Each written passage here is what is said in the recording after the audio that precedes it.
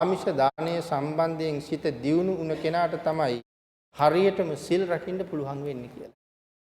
ආමිෂ දානයෙන් හරියටම සිත දියුණු වුණ කෙනා තමයි නියමිතම සීලය ආරක්ෂා කරන පුජ්‍යලයා බවට පත් වෙන්නේ. හේතුව මොකද්ද? සඳහන් කරනවා මේ අපි ළඟ තියෙන රළු කෙලෙස් ඔක්කොම නැති කරන්න පුළුවන්කම තියෙන්නේ දානෙන්. රළු කෙලෙස් නැති කරන්න පුළුවන් දානෙන්. ඊට වඩා සියුම් කෙලෙස් නැති කරන්නේ සීලයෙන්. ඊටත් වඩා සියුම් කෙලෙස් නැති කරන්නේ භාවනාවෙන්. දැන් එතකොට දානයයි සීලයයි දෙකම පැත්තක තියලා භාවනාවට ගියොත් අර රළු කෙලෙස් එකක්වත් නැති වෙලා නෑ භාවනාව සම්පූර්ණ වෙන්න දෙන්නෙම නෑ. සමහරట్లాට වඩු බාසුන් නැහැ කෙනෙක්. මේ හොඳ උදාහරණයක් ගන්න පුළුවන් තැනක්. වඩු බාසුන් නැහැ කෙනෙක් ලීයක් මදිනකොට එයා ඒකට පාවිච්චි කරනවා අර වැලි සහිත කොලයක්. එයා මුලින්ම පාවිච්චි කරන්නේ හරි රළු කොලයක්. ඒකෙන් මැදලා ඊට පස්සේ එයා ඊට වඩා අඩු සාමාන්‍ය කොලයක් පාවිච්චි කරනවා. අන්තිමට ඊටාම සියුම් කොලයක් පාවිච්චි කරනවා. ඒ කොලෙන් මැද්දට පස්සේ ඒ මතු පිට අත ගන්නකොට ඒ ලීයේ අපිට කොහොමවත් රළුවක් දැනෙන්නෙම නැහැ. එහෙමනම් මේ කෙලෙසුත් එහෙමයි. මහ රළු කෙලෙස් දාණයෙන් අයින් කරලා දානවා. ඊට වඩා සියුම් කෙලෙස් ඊළඟට අයින් කරලා දානවා සීලයෙන්. ඊටාම සියුම් වූ කෙලෙස් භාවනාවෙන් ප්‍රඥාවෙන් බලබලා හඳුනාගෙන එකක් ගානේ අයින් කරලා දානවා. එහෙමනම් ඒකයි මේ දිගටම සඳහන් කරන්නේ දානය අතහැරලා මේ ගමන යන්න බෑ කොහොමත් කියලා. ඒ නිසා මෙතන රළු කෙලෙස් කියලා කියන්නේ අත්හැරීමට තියෙන අකමැත්තම. ඊළඟට දන් දීගෙන යනකොට අපිට අත්හරින්න පුරුදු වෙනවා. සමහර ලාවට ලොකු දේවල් ඉස්සරලා දෙන්නේ නැහැ. සාමාන්‍ය දෙයක් දීගෙන යනවා. එහෙම දීගෙන ගිහිල්ලා ලොකු දේවල් දෙන්න හිතෙනවා. එහෙම දුන්නාට තවම හැබැයි සිල් ගන්න හිතෙන්නේ නැහැ.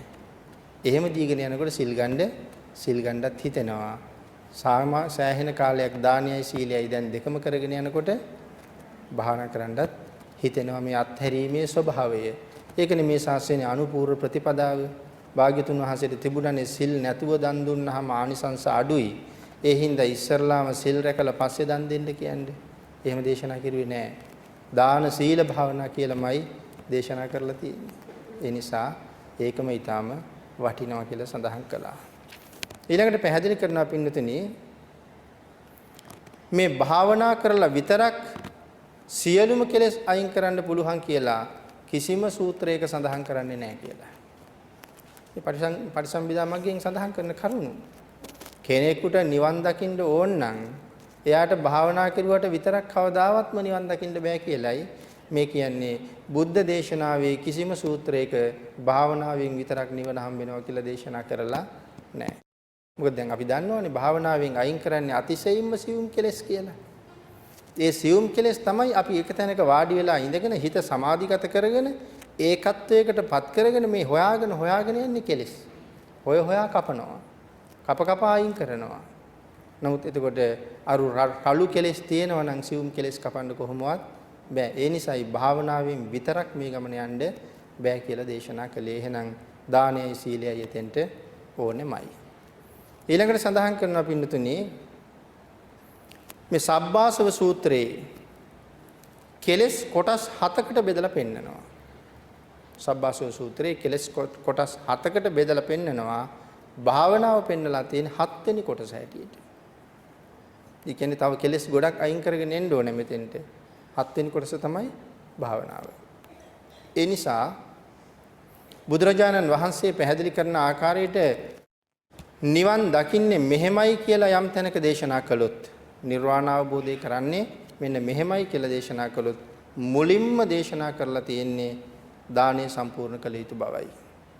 ඊළඟට සීලය සම්පූර්ණ කළ යුතු බවයි. අනික් කාරණාව ඊළඟට භාවනාව සම්පූර්ණ කරන්න ඕනේ කියලා දේශනා කරනවා. මුලින්ම කළ යුතුයයි දේශනා කළ කාරණාව මුලින්ම සම්පූර්ණ කරන කෙනාට තමයි අනික් කාරණා පහසුවෙන් සම්පූර්ණ කරන්න පුළුවන් වෙන්නේ. මුලින්ම ඕන කරුණ මුලින්ම සම්පූර්ණ කරන්න ඕනේ.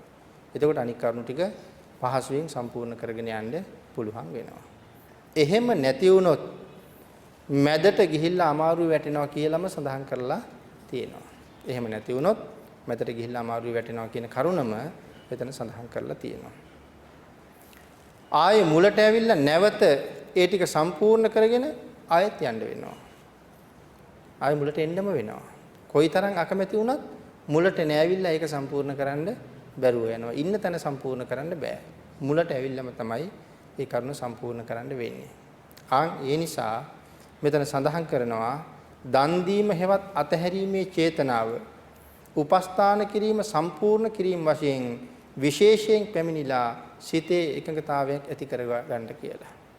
ඒ කියන්නේ දන් දෙන්න හිත ඉස්සල්ලාම එකඟ කරවගෙන මනාව දම්පැන් පූජා කරමින් මහා රළු කෙලෙස් අයින් කරමින් ක්‍රමක්‍රමයෙන් සිතේ එකඟත්වයේ කරා ගමන් කරන්න කියලා සඳහන් කරනවා.